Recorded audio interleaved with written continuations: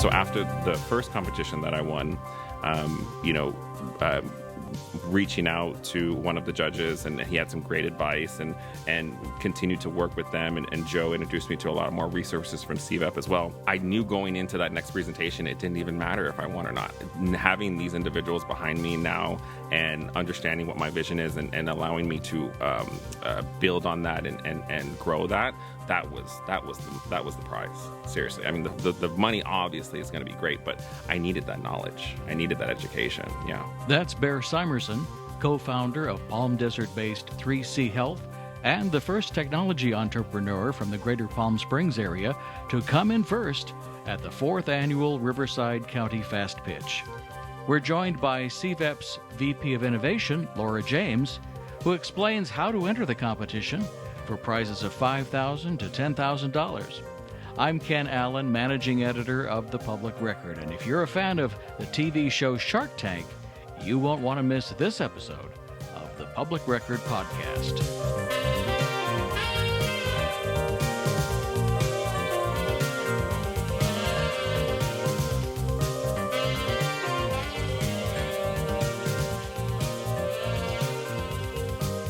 Bear won a couple of things. The first thing that he won was Fast Pitch Greater Palm Springs, the 4th annual.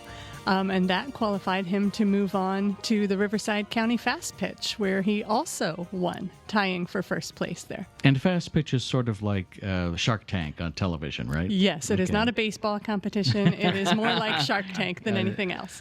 And maybe we should explain what Shark Tank is, because maybe not everybody watches that show. So why don't you tell us what that's about? Some people haven't seen that show either. So it's a competition for entrepreneurs. They get up, they have, depending on the competition, either anywhere from 30 seconds to, I've seen, up to 5 minutes to pitch their idea. And really what they're trying to do is get people usually interested in investing in their idea. In this case, the first competition was not about getting an investment. It was just about making it to that second level. And then at the second level, Bear took home $7,500. Wow. And the people that he was pitching to were, in fact, investors. So there's always the opportunity to develop relationships then with the judges and hopefully turn those into investments somewhere down the line. Now, what is the relationship between CVEP and the County of Riverside? Well, we work together. The County of Riverside sits on our board of directors, and we partner really closely each year on this Innovation Month during the month of April, the Fast Pitch being sort of the number one event, the pinnacle event of that month each year, and working together throughout the year really on any number of different events. We're partnering up to do a job fair here in the next month or so because there are so many people who are seeking employees rather than the other way around right now. So we work together on all sorts of different things, but Innovation Month is probably the biggest thing that we do together each year. Now, before we get into Bear's winning pitch, what were some of the other contenders? We had a couple of other companies from the Palm Springs iHub, which is a program that CVEP manages, who were pitching. And we took competitors this year in two different categories. There were people who had products or services that were not necessarily technology innovations. And so we had a company called QuickTarp that is located on our facilities here in Palm Springs.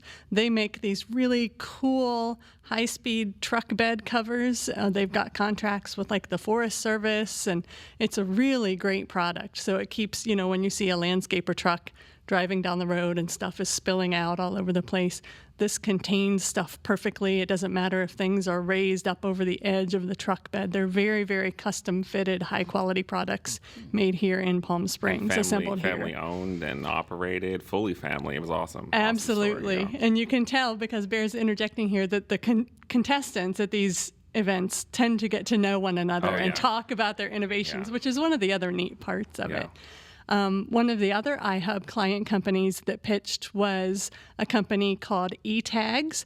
They have a medical device of sorts, although it doesn't treat anything, but it's really a code that you can wear, kind of like the old medical ID bracelets of the past that just would be engraved with somebody's phone number, or, I'm allergic to penicillin or whatever. This has a code that you scan with the QR reader on your phone, which the QR reader on your phone is really just the camera. So basically everybody's got one of these. So, when my husband is out cycling, he has one of these e-tags that he wears. So if something should happen to him, and on the roads out here, you just never know. Anyone who responds, whether they're in the medical profession or not, could see this tag on him, scan it, pull up any emergency information. It will geolocate him. It will call me. They'll be provided with my contact information. So it's a really neat device for, adventure people, people who hike, cycle, run. My son also wears one because he's a runner. And also for anyone who can't really communicate for themselves, whether they're injured or they have some other cognitive processing problem, this device kind of speaks for them when it's really important. Now, I know a lot of entrepreneurs are sitting listening to this saying, that sounds interesting, but are there scary people on the panel like on Shark Tank or like Simon on America's Got Talent?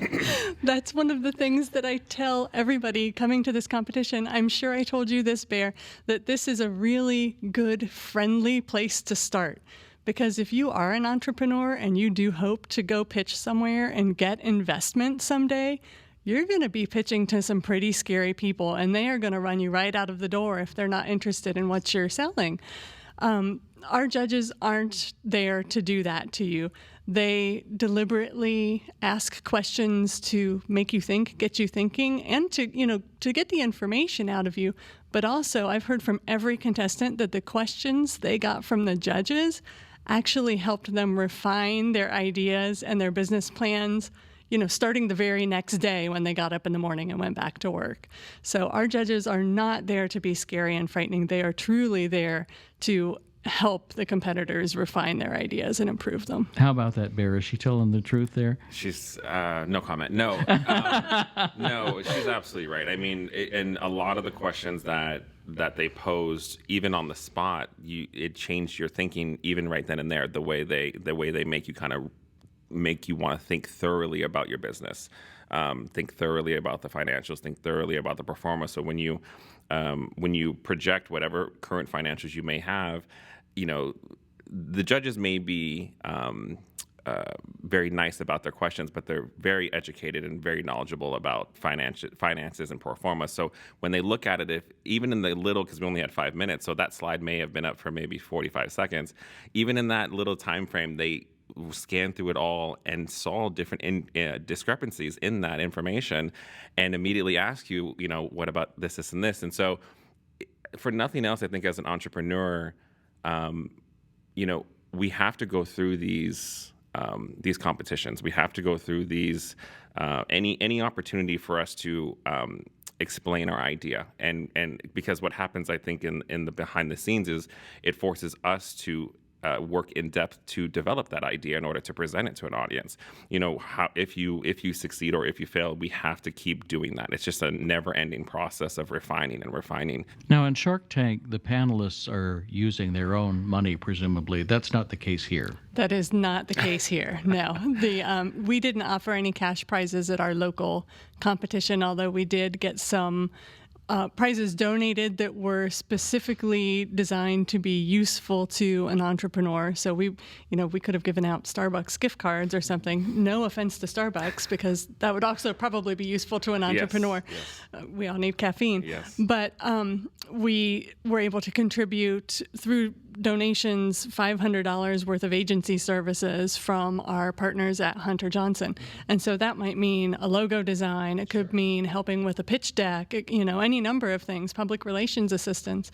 So it was a small gesture, but certainly something that is useful to a company. And, startup companies never want to spend money on marketing. We find that to be true all the time. Then the prize money at the Riverside County Fast Pitch Finale was sort of crowdsourced from all around the county. Everyone from chambers of commerce to government entities, cities, CVEP, we all pooled together to come up and fundraise that prize money. Yeah, prize money. Okay. Yes. So entrepreneurs are listening to you and saying, okay, sounds good. Walk me through the process. How did you find out about it? And take us through rather quickly how you got to the presenting stage. Yeah, it was interesting because Laura was just talking about the deadline to submit and trying to get there ahead of time. I had came across CVEP and iHub a few years before this competition, and because I was looking for those resources as an entrepreneur. You have that idea, but you need the business education to help you work through that idea. And so when I reached out to Laura, it was awesome.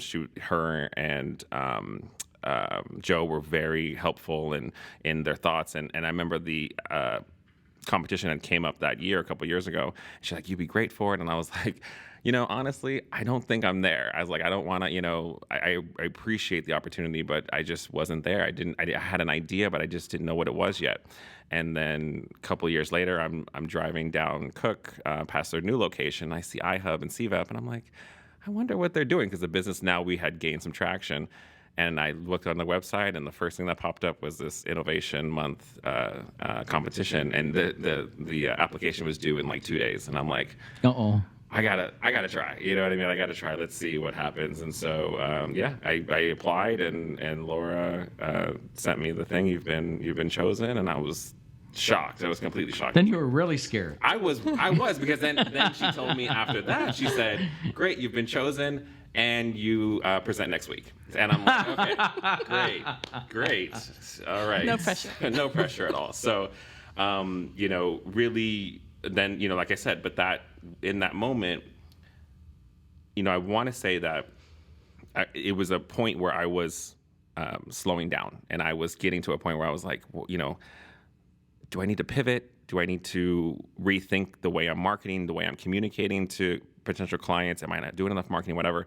And it was just that little bit of motivation and inspiration, I think, for me, because once again, it got me back motivated to begin to present to this panel, which then, allowed me to dig deep back into what my idea was again. And then actually going to the competition and hearing that feedback and gaining the contacts from just that presentation, I tell Laura all the time, was much more beneficial to myself, my business, and the growth of the business than the prize money ever was. So after the first competition that I won, reaching out to one of the judges, and he had some great advice, and continued to work with them, and Joe introduced me to a lot more resources from CVEP as well. I knew going into that next presentation, it didn't even matter if I won or not. Having these individuals behind me now and understanding what my vision is, and allowing me to build on that and grow that was the prize. Seriously, I mean, the money obviously is going to be great, but I needed that knowledge. I needed that education. Yeah. So then I think the money allows me to legally build the company, incorporate, get my team together, understand what the vesting schedule is between that team. It just gives us that opportunity to get serious. Our software is the infrastructure or the foundation for care coordination to be administered in the home. So we connect to the various resources, somewhat like Uber would connect just drivers to passengers. We connect care providers to facilitate that care within the patient's home. So it's Uber for healthcare, in-home healthcare. Exactly. Is that a quick way to summarize it? Yes. So Laura, tell us how to decide if this is something that you should look into. For example, we talked about Hunter Johnson, which is a local PR firm here. If someone was starting a PR firm in their living room and just had a few clients in a one-person shop, would they be a candidate for something like Fast Pitch, or is that more like something you're going to manufacture or software or something of that nature? Yeah, probably a firm or an agency would not be the type of client that we would look for. We're looking for, and we may next year even eliminate the product and service category altogether. That, of course, next year is a little bit far away at this point, but there was some confusion because we weren't able, per the county's guidelines, we were not able to send anyone who just had a great manufacturing process forward to the county level finale. So the company that I mentioned earlier, QuickTarp, who makes these great truck bed covers, they're truly an innovative company. They're doing something that really nobody else is doing, but they weren't eligible to go on to the next level because they were not technology based. And that's just the way the county rules were written, and I was one of the people who helped write them. And we did that kind of for a deliberate reason, because we're trying to highlight the fact that Riverside County, even though it's not necessarily the first place that people think of for technology innovation, it really is a region where things are happening in that space. So we're looking really for companies that are scalable and investable and technology-based. Those were the 3 criteria that we used for companies that were able to proceed to the finale this year. And I think that was a reasonable set of criteria. It's broad enough to narrow it down, but without, unnecessarily eliminating people. Is it part of the qualification something that can stay in the county? Well, that they have to currently have some sort of presence in the county in order to participate. But part of the reason that we do this competition is exactly that, to get them to stay in the county. Because otherwise, people like Bear, where would they be looking for investment? Silicon Valley. And as soon as you get money from outside of the area, the people who gave you money want you to be closer to them. So we are trying to facilitate a bigger ecosystem of investment happening here locally so that companies like this can stay here. Now, I'm going to put you on the spot, Bear. What does your business look like 10 years from now, operating here or somewhere in Riverside County, preferably in the Coachella Valley? The technology that we are looking at, it's the underlying technology of Bitcoin, which is blockchain. This technology is truly revolutionary. I mean, I can't stress that anymore. And implementing it in healthcare, as we've seen it disrupt financial, is going to be incredible. I mean, it's going to change so many different factors of the industry, even down, especially with costs, but it's going to reshape careers in that industry as well. Care coordinators and referral management coordinators, eligibility specialists, all these different elements will be automated. They will be direct to payer, direct from payer to provider to patient. That's where the majority of costs in healthcare reside, is in the administrative costs. It's in all the paperwork, and then it's because there's so much paperwork, that means there's so many mistakes, and because there's so many mistakes, now they got to do paperwork again, and it's just that never-ending cycle. And in between that cycle, patients are suffering, patients are dying. I mean, in 10 years if it continues on that track, I mean, we're going to see amazing things. So you'll have the scale of Uber or Lyft in 10 years? I mean, or maybe less? On a global level, yeah. I mean, because of the tech, and I think that's to Laura's point, as far as technology and it being scalable. That's a beautiful thing about technology, and to combine that with healthcare to serve those less fortunate or unable to access that healthcare, I think is going to be most important. And when you're having that 10-year anniversary party, will you remember Laura? Will she get an invitation? Laura, no. I mean, I'm telling you. CVEP, in this moment with this competition, I joke with her all the time. When I had first applied for the competition, I was like, she's like, you got accepted. I'm like, oh, great, and so I'm like, okay, this is like a cute little, competition that locally they do. And I won, and then I go to the next one, and then I win that one, and then just the phone calls that I got after that from hospitals, huge hospitals, and then resources, of course, but then the press behind that as well. I called her. I'm like, you did not tell me that this was this big. I mean, it was a game changer for my company. It was awesome. So grateful.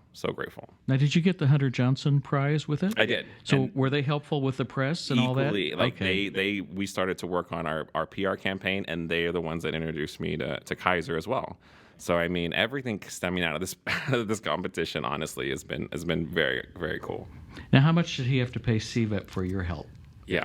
$0.00. I wanted to get that in Yes. because that's important to know. Yes. It is important. We are a nonprofit organization. We are funded by some of the municipalities here in the Coachella Valley and through a number of other private entities, banks, hospitals, things like that.